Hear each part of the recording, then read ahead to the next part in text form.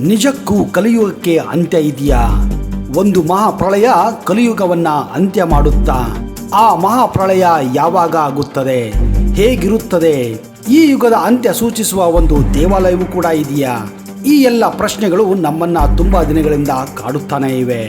ನಮಸ್ಕಾರ ಸ್ನೇಹಿತರೆ, ಜಗತ್ತಿನ ಆದಿ ಅಂತ್ಯ ಇದು ಶತಮಾನಗಳಿಂದ ನಮ್ಮ ಪುರಾಣಗಳಲ್ಲಿ ಕಂಡುಬರುವ ಪದವಾಗಿದೆ. ಇಂದು ನಾವೆಲ್ಲರೂ ಕಲಿಯುಗದಲ್ಲಿ ಇದ್ದೇವೆ. ಅದಕ್ಕೂ ಪೂರ್ವದಲ್ಲಿ ನಾವು 3 ಯುಗಗಳನ್ನ ಕಳೆದಿದ್ದೇವೆ ಎಂಬುದಕ್ಕೆ ನಮ್ಮ ವೇದಗಳು, ಪುರಾಣಗಳು, ನಮ್ಮ ಇತಿಹಾಸ ನಮ್ಮ ಮುಂದೆ ಸಾಕ್ಷಿಯಾಗಿ ನಿಲ್ಲುತ್ತದೆ.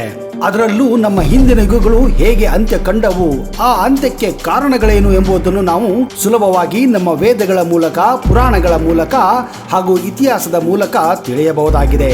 ಅಷ್ಟೇ ಅಲ್ಲ, ಇಂದು ನಾವು ಬದುಕುತ್ತಿರುವಂತಹ ಈ ಕಲಿಯುಗಕ್ಕೂ ಒಂದು ಅಂತ್ಯ ಇದೆ ಎಂದು ಹೇಳಿದರೆ ನಿಮಗೆ ಹಾಸ್ಯ ಎನಿಸಬಹುದು. ಕೆಲವೊಮ್ಮೆ ಕೆಲ ವಿಷಯಗಳು ಹಾಸ್ಯಾಸ್ಪದವಾಗಿ ಕಂಡರೂ ವಾಸ್ತವಕ್ಕೆ ಮತ್ತು ಕೆಲ ವಿಷಯಕ್ಕೆ ಅವರದೇ ಆದ ಹಿನ್ನೆಲೆ, ನಿಗೂಢತೆ, ರಹಸ್ಯ ಇದ್ದೇ ಇರುತ್ತದೆ. ಪೂರ್ವ ಕಾಲದಲ್ಲಿ ಜಗತ್ತಿನ ಆಗು ಹೋಗುಗಳನ್ನು ತತ್ಕ್ಷಣ ಹೇಳುವ ಜ್ಞಾನವನ್ನು ಕೆಲವು ಮಹಿಮಾನ್ವಿತರು ತಮ್ಮ ತಪಸ್ಸು ಶಕ್ತಿಗಳಿಂದ ಆ ಶಕ್ತಿಯನ್ನು ಪಡೆದಿದ್ದರು. ಆ ವಿಷಯಗಳನ್ನು ನಾವು ಪುರಾಣಗಳಲ್ಲಿ ಕಾಣುತ್ತೇವೆ. ಅಷ್ಟೇ ಅಲ್ಲ, ದಕ್ಷಿಣ ಭಾರತದ ಶ್ರೀ ವೀರ ಬ್ರಹ್ಮೇಂದ್ರ ಸ್ವಾಮಿಯವರು ತಮ್ಮ ಕಾಲಜ್ಞಾನದಲ್ಲಿ ಕಲಿಯುಗದ ಅಂತ್ಯದ ಕುರಿತು ಕೆಲ ಸತ್ಯಾಂಶಗಳನ್ನ ಬರೆದಿದ್ದಾರೆ. ಈಗ ಅವು ಸತ್ಯವಾಗಿ ಪರಿಗಣಿಸುತ್ತೇವೆ. ಅವುಗಳನ್ನು ನಾವು ಇತ್ತೀಚಿನ ದಿನಗಳಲ್ಲಿ ಕಾಣುತ್ತಿದ್ದೇವೆ, ಅನುಭವಿಸುತ್ತಿದ್ದೇವೆ ಕೂಡ. ಅವರು ಬರೆದಂತಹ ಆ ಮಹಾಪ್ರಳಯದ ವಿಷಯ, ಕಲಿಯುಗದ ಅಂತ್ಯ ಈಗ ಸಮೀಪಿಸುತ್ತದೆ ಅನ್ನುವುದಕ್ಕೆ ಹಲವಾರು ಕುರುಹುಗಳು ನಮಗೆ ಇತ್ತೀಚಿನ ದಿನಗಳಲ್ಲಿ ಕಂಡು ಬರುತ್ತಾ ಇವೆ. ಅಂತಹ ಒಂದು ಸತ್ಯದ ಬಗ್ಗೆ ಈ ವಿಡಿಯೋ ಮುಖಾಂತರ ನಿಮಗೆ ಆ ಸಂಪೂರ್ಣವಾದ ಮಾಹಿತಿಯನ್ನ ಕೊಡಕ್ ಹೋಗ್ತಾ ಇದ್ದೀನಿ. ಒಂದು ವೇಳೆ ನೀವು ನಮ್ಮ ಚಾನೆಲ್ ಅನ್ನ ಇನ್ನೂ ಸಬ್ಸ್ಕ್ರೈಬ್ ಮಾಡದೇ ಇದ್ರೆ ದಯವಿಟ್ಟು ಈಗಲೇ ಸಬ್ಸ್ಕ್ರೈಬ್ ಮಾಡಿ, ಜೊತೆಗೆ ಬೆಲ್ ಐಕನ್ ಕೂಡ ಪ್ರೆಸ್ ಮಾಡಿ. ಸ್ನೇಹಿತರೆ, ಆಂಧ್ರ ಪ್ರದೇಶ ರಾಜ್ಯದ ಕರ್ನೂಲ್ನಿಂದ ಸುಮಾರು 90 ಕಿಲೋಮೀಟರ್ ದೂರದಲ್ಲಿರುವ ಶ್ರೀ ಕ್ಷೇತ್ರವಾದ ಯಾಗಂಟಿ ನಿಮ್ಮೆಲ್ಲ ಪ್ರಶ್ನೆಗಳಿಗೆ ಉತ್ತರ ಕೊಡುವ ಒಂದು ನಿಗೂಢ ಸ್ಥಳವಾಗಿದೆ. ಇದಕ್ಕೆ ಕಾರಣ ಇಲ್ಲಿ ನೆಲೆ ನಿಂತಿರುವ ಕಲ್ಲಿನ ಬಸವ ದಿನದಿಂದ ದಿನಕ್ಕೆ ಬೆಳೆಯುತ್ತಿರುವುದು. ಅಷ್ಟಕ್ಕೂ ಈ ಕಲ್ಲಿನ ಬಸವನಿಗೂ ಯಾಗಂಟಿಗೂ ಎತ್ತಲಿಂದ ಎತ್ತ ಸಂಬಂಧ ಅಂತೀರಾ? ಸಂಬಂಧ ಇದೆ ಅನ್ನುತ್ತೆ ಕಾಲಜ್ಞಾನ. ಪುರಾಣಗಳ ಪ್ರಕಾರ ಅಗಸ್ತ್ಯ ಮುನಿಗಳು ಪೂರ್ವದಲ್ಲಿ ಈ ಪ್ರದೇಶದಲ್ಲಿ ವಾಸವಾಗಿದ್ದರು. ಅವರು ಶ್ರೀ ವೆಂಕಟೇಶ್ವರ ಸ್ವಾಮಿಯ ದೇವಾಲಯವನ್ನು ನಿರ್ಮಾಣ ಮಾಡಬೇಕೆಂಬ ಆಸೆ ಪಟ್ಟಿದ್ದರು. ಅದೇ ಪ್ರಕಾರವಾಗಿ ದೇವಾಲಯ ನಿರ್ಮಾಣದ ಕಾರ್ಯವನ್ನು ಅವರು ಆರಂಭಿಸಿದ್ದರು. ಅಷ್ಟೇ ಅಲ್ಲದೆ ಈ ದೇವಾಲಯಕ್ಕೆ ಸ್ವಂತ ತಮ್ಮ ಕೈಯಾರೆ ಮೂಲ ವಿಗ್ರಹವನ್ನು ಕೆತ್ತಬೇಕೆಂದು ಮುನಿಗಳು ಸಂಕಲ್ಪ ಕೂಡ ಹೊಂದಿದ್ದರು. ಅದೇ ಪ್ರಕಾರವಾಗಿ ಮೂರ್ತಿ ಕೆತ್ತನೆ ಕಾರ್ಯವನ್ನು ಕೂಡ ಅವರು ಆರಂಭಿಸಿದರು. ಆದರೆ ಮೂರ್ತಿ ಕೆತ್ತನೆ ವೇಳೆ ಮುನಿಗಳ ಕೈ ಬೆರಳಿಗೆ ಗಾಯವಾಗುತ್ತದೆ. ಹೀಗಾಗಿ ತಾವು ಮಾಡಿದ ಸಂಕಲ್ಪದಲ್ಲಿ ಏನೋ ಲೋಪವಿರಬಹುದು ಎಂದು ಅರಿತ ಮುನಿಗಳು ವೆಂಕಟೇಶ್ವರ ಸ್ವಾಮಿಯ ವಿಗ್ರಹದ ಕೆತ್ತನೆಯನ್ನು ಅಲ್ಲಿಗೆ ನಿಲ್ಲಿಸುತ್ತಾರೆ. ಅಷ್ಟೇ ಅಲ್ಲ, ಆ ಸಮಯದಲ್ಲಿ ದೇವಸ್ಥಾನ ನಿರ್ಮಾಣ ಸಹಿತ ಪೂರ್ಣವಾಗುವುದಿಲ್ಲ. ಹೀಗಾಗಿ ಬೇರೊಂದು ಮೂರ್ತಿಯನ್ನು ಪ್ರತಿಷ್ಠಾಪಿಸಲು ಈ ದೇವಾಲಯದ ಸ್ವಲ್ಪವೇ ದೂರದಲ್ಲಿರುವ ಸ್ವಯಂ ಪ್ರತಿಷ್ಠಾಪಿಸಿಕೊಂಡಿದ್ದ ಉಮಾಮಹೇಶ್ವರ ಸ್ವಾಮಿ ವಿಗ್ರಹವನ್ನು ತಂದು ಅಲ್ಲಿ ಪ್ರತಿಷ್ಠಾಪಿಸುತ್ತಾರೆ. ಅಷ್ಟೇ ಅಲ್ಲ, ವೆಂಕಟೇಶ್ವರ ಸ್ವಾಮಿಯ ವಿಗ್ರಹವನ್ನು ಆ ದೇವಾಲಯದಲ್ಲಿನ ಒಂದು ಗುಹೆಯಲ್ಲಿ ಪ್ರತಿಷ್ಠಾಪಿಸಿದೆ ಎನ್ನಲಾಗುತ್ತದೆ. ಇಂದಿಗೂ ಸಹ ಈ ಪರ್ವತದ ನಿಗೂಢ ಗುಹೆಗಳಲ್ಲಿ ವೆಂಕಟೇಶ್ವರ ಸ್ವಾಮಿಯ ವಿಗ್ರಹವನ್ನು ನೀವು ಕಾಣಬಹುದು. ಈ ದೇವಸ್ಥಾನ ನೋಡಲು ತುಂಬಾ ಆಕರ್ಷಕವಾಗಿದ್ದು ಇಲ್ಲಿನ ಪುಷ್ಕರಣಿ ಮತ್ತು ನಂದಿ ಇಲ್ಲಿನ ವಿಶೇಷ ಕೇಂದ್ರ ಬಿಂದು ಎಂದೇ ಹೇಳಬಹುದು. ಅಷ್ಟೇ ಅಲ್ಲ, ಇಲ್ಲಿನ ಪುಷ್ಕರಣಿಯು ಹಲವು ರೋಗಗಳಿಗೆ ಔಷಧಿಯಂತೆ ಕೆಲಸ ಮಾಡುತ್ತದೆ ಎಂಬುದರಲ್ಲಿ ಭಕ್ತರ ನಂಬಿಕೆ ಇದೆ.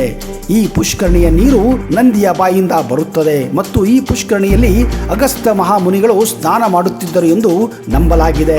ಹೀಗಾಗಿ ಈ ಪುಷ್ಕರಣಿಗೆ ಅಗಸ್ತ್ಯ ಪುಷ್ಕರಣಿ ಎಂದೇ ಕರೆಯಲಾಗುತ್ತದೆ. ಈ ಪುಷ್ಕರಣಿಯಲ್ಲಿ ಇನ್ನೊಂದು ವಿಶೇಷವಿದೆ. ಅದೇನೆಂದರೆ ವರ್ಷದ ಎಲ್ಲಾ ಕಾಲದಲ್ಲಿಯೂ ಇಲ್ಲಿನ ಪುಷ್ಕರಣಿಯ ನೀರಿನ ಮಟ್ಟ ಎಂದಿಗೂ ಬದಲಾಗುವುದಿಲ್ಲ. ವರ್ಷ ಪೂರ್ತಿ ಇದು ಒಂದೇ ವಿಧಾನವಾಗಿ ಇರುವುದನ್ನು ನಾವು ಕಾಣಬಹುದು. ಇದು ಇಲ್ಲಿನ ಅತಿ ದೊಡ್ಡ ವಿಸ್ಮಯವಾಗಿದೆ. ಈ ದೇವಸ್ಥಾನದಲ್ಲಿ ಪ್ರಮುಖ ಆಕರ್ಷಣೆ ಏನೆಂದರೆ ಅದು ಬಸವಣ್ಣನ ಪ್ರತಿಮೆ. ಹೌದು, ಈ ದೇವಾಲಯವನ್ನು ನಿರ್ಮಾಣ ಮಾಡಿದ ಕೆಲವು ದಿನಗಳಲ್ಲೇ ದೇವಾಲಯದ ಪ್ರಧಾನ ಮುಖ ಮಂಟಪದ ಈಶಾನ್ಯ ದಿಕ್ಕಿನಲ್ಲಿ ನಂದೀಶ್ವರನು ಸ್ವಯಂಭುವಾಗಿ ನೆಲೆಸಿದ್ದನ್ನು ನೀವು ಕಾಣಬಹುದು. ಈ ಬೃಹದಾಕಾರವಾಗಿರುವ ಬಸವಣ್ಣನ ವಿಗ್ರಹವು ಕಾಲಜ್ಞಾನದಲ್ಲಿ ಹೇಳಿರುವಂತೆ ಈ ಸ್ಥಳದಲ್ಲಿ ಹಲವು ಅಚ್ಚರಿಯನ್ನು ಉಂಟು ಮಾಡುತ್ತಿದೆ. ಸ್ವಯಂಭುವಾಗಿ ಉದ್ಭವಿಸಿರುವ ಈ ಬಸವಣ್ಣ 90 ವರ್ಷಗಳ ಹಿಂದೆ ಚಿಕ್ಕದಾಗಿತ್ತು ಎಂದು ನಂಬಲಾಗಿದೆ. ಇಂದು ಅದು ಬೃಹದಾಕಾರವಾಗಿ ದಿನದಿಂದ ದಿನಕ್ಕೆ ಬೆಳೆಯುತ್ತಾ ಇದೆ. ಮೊದಲು 4 ಕಂಬಗಳ ಮಧ್ಯೆ ಚಿಕ್ಕದಾಗಿದ್ದ ಬಸವಣ್ಣ ಈಗ ಆ 4 ಕಲ್ಲಿನ ಕಂಬಗಳನ್ನ ಮೀರಿ ಬೆಳೆದು ನಿಂತಿದೆ. ಈ ಕಲ್ಲಿನ ಬಸವ ಇಷ್ಟು ಎತ್ತರಕ್ಕೆ ಬೆಳೆಯಲು ಕಾರಣ ಏನೆಂಬುದನ್ನು ಮಾತ್ರ ಇಂದಿಗೂ ನಿಗೂಢವಾಗಿದೆ. ಭಾರತದ ನಾಸ್ಟ್ರಾಡಮ್ ಎಂದು ಕರೆಯಲ್ಪಡುವ ಪೊಟುಲೂರಿ ವೀರಬ್ರಹ್ಮಂ ಭವಿಷ್ಯವಾಣಿಯ ಕೆಲವು ಅಧ್ಯಾಯಗಳನ್ನ ಬರೆದಂತಹ ಗುಹೆ ಇದಾಗಿದೆ. ಕಾಲಜ್ಞಾನಂ ವೆಂಕಟೇಶ್ವರ ಗುಹೆ, ವೀರಬ್ರಹ್ಮ ಗುಹೆ ಕೂಡ ಇಲ್ಲೇ ಇರೋದು. ಕಾಲಜ್ಞಾನದಲ್ಲಿ ಹೇಳಿರುವ ಪ್ರಕಾರ ಕಲಿಯುಗದ ಅಂತ್ಯವಾಗುವ ಹೊತ್ತಿಗೆ ಈ ಕಲ್ಲಿನ ಬಸವ ಎದ್ದು ನಿಂತು ಘೋರವಾಗಿ ಕೂಗುತ್ತಾನೆ ಎನ್ನಲಾಗಿದೆ. ಆ ಪ್ರಕಾರವಾಗಿ ಈ ಕಲ್ಲಿನ ಬಸವ ದಿನದಿಂದ ದಿನಕ್ಕೆ ಬೆಳೆಯುತ್ತಿರುವುದು ನೋಡಿದರೆ ಇನ್ನು ಕೆಲವೇ ವರ್ಷಗಳಲ್ಲಿ ಬಸವ ಎದ್ದು ನಿಲ್ಲುತ್ತಾನೆ ಎನ್ನುವ ನಂಬಿಕೆ ಇದೆ. ಹಾಗೆ ಇನ್ನು ಕೆಲವೇ ವರ್ಷಗಳಲ್ಲಿ ಕಲಿಯುಗದ ಅಂತ್ಯವಾಗುತ್ತದೆ ಎನ್ನುವ ಅನುಮಾನ ಎಲ್ಲೆಡೆ ಮೂಡುತ್ತಿರುವುದು ಸುಳ್ಳಲ್ಲ. ಆದರೆ ಕೆಲವು ಜನರು ವಿಜ್ಞಾನದ ಕಾರಣ ಕೊಟ್ಟು ಇದು ಸುಳ್ಳು ಎನ್ನುತ್ತಾರೆ. ಈ ನಂಬಿಕೆಗೆ ಪುಷ್ಟಿ ಕೊಡಲು ಭಾರತದ ಪುರಾತತ್ವ ಸಮೀಕ್ಷೆ ಇದನ್ನು ದೃಢಪಡಿಸಿದೆ. ಇಲ್ಲಿರುವ ಬಸವಣ್ಣ ದಿನದಿಂದ ದಿನಕ್ಕೆ ಬೆಳೆಯುತ್ತಿರುವುದು ನಿಜ ಎಂದು ಭಾರತದ ಪುರಾತತ್ವ ಇಲಾಖೆಯೇ ಇದಕ್ಕೆ ಒಂದು ಸರ್ಟಿಫಿಕೇಟ್ ಕೂಡ ಕೊಟ್ಟಿದೆ. ಬಂಡೆ ಬೆಳೆಯುತ್ತಿದೆ ಅಥವಾ ವಿಸ್ತರಿಸುವ ಸ್ವಭಾವ ಹೊಂದಿದೆ ಎಂದು ಭಾರತದ ಪುರಾತತ್ವ ಇಲಾಖೆ ಇದನ್ನ ದೃಢಪಡಿಸಿದೆ. ಆದರೂ ಆರಾಧಕರು ಇದನ್ನು ಪವಾಡವೆಂದು ಪರಿಗಣಿಸಿ ವಿಜ್ಞಾನದ ಕೆಲಸವಲ್ಲ ಎಂದು ನಂಬುತ್ತಾರೆ. ಕಲ್ಲಿನ ಬಸವ ಕೂಗಿದ ನಂತರ ಜಗತ್ತಿನ ಸಮಸ್ತ ಪಶು ಪ್ರಾಣಿಗಳು ಮನುಷ್ಯರು ಎಲ್ಲರೂ ಸಾಯುತ್ತಾರೆ. ಅಷ್ಟೇ ಅಲ್ಲ, ಪುಣ್ಯ ಮಾಡಿದವರು ಮಾತ್ರ ಉಳಿದುಕೊಳ್ಳುತ್ತಾರೆ ಎನ್ನುವ ನಂಬಿಕೆ ಕೂಡ ಇದೆ. ಇದಾದ ನಂತರ ಹೊಸ ಪೀಳಿಗೆ ಹೊಸ ಕಾಲ ಸೃಷ್ಟಿಯಾಗಲಿದೆ ಎಂದು ಶ್ರೀ ವೀರಬ್ರಹ್ಮೇಂದ್ರ ಸ್ವಾಮಿ ಕಾಲಜ್ಞಾನದಲ್ಲಿ ವಿವರಿಸಿದ್ದಾರೆ. ಇಂತಹ ಅದ್ಭುತ ಕ್ಷೇತ್ರವೇ ಈ ಯಾಗಂಟಿ. ಈ ದೇವಾಲಯಕ್ಕೆ ಭೇಟಿ ನೀಡಬೇಕೆಂದು ನೀವು ಅಂದುಕೊಂಡರೆ ಬೆಳಿಗ್ಗೆ 7 ರಿಂದ 11 ಗಂಟೆ ಮತ್ತು ಸಾಯಂಕಾಲ 5 ಗಂಟೆಯಿಂದ 8 ಗಂಟೆಯವರೆಗೆ ಈ ದೇವಾಲಯಕ್ಕೆ ತೆರಳಲು ಸೂಕ್ತವಾದ ಸಮಯವಾಗಿದೆ. ಈ ಪ್ರಸಿದ್ಧ ದೇವಾಲಯವು ಆಂಧ್ರ ಪ್ರದೇಶದ ಕರ್ನೂಲು ಜಿಲ್ಲೆಯಿಂದ ಸುಮಾರು 88 ಕಿಲೋಮೀಟರ್ ದೂರದಲ್ಲಿದೆ. ಈ ದೇವಾಲಯಕ್ಕೆ ಹೋಗಲು ಸಾಕಷ್ಟು ಬಸ್ಸಿನ ಸೌಕರ್ಯ ಕೂಡ ಇದೆ. ಕರ್ನಾಟಕದ ಬಳ್ಳಾರಿಯಿಂದ ಸುಮಾರು ಇದು 171 ಕಿಲೋಮೀಟರ್ ದೂರದಲ್ಲಿದ್ದರೆ ರಾಜ್ಯದ ರಾಜಧಾನಿ ಬೆಂಗಳೂರಿನಿಂದ ಸುಮಾರು 335 ಕಿಲೋಮೀಟರ್ ದೂರದಲ್ಲಿದೆ. ಇಲ್ಲಿ ಉಳಿದುಕೊಳ್ಳಲು ಯೋಗ್ಯವಾದ ಖಾಸಗಿ ವಸತಿ ಸೌಕರ್ಯ ಕೂಡ ಇದೆ.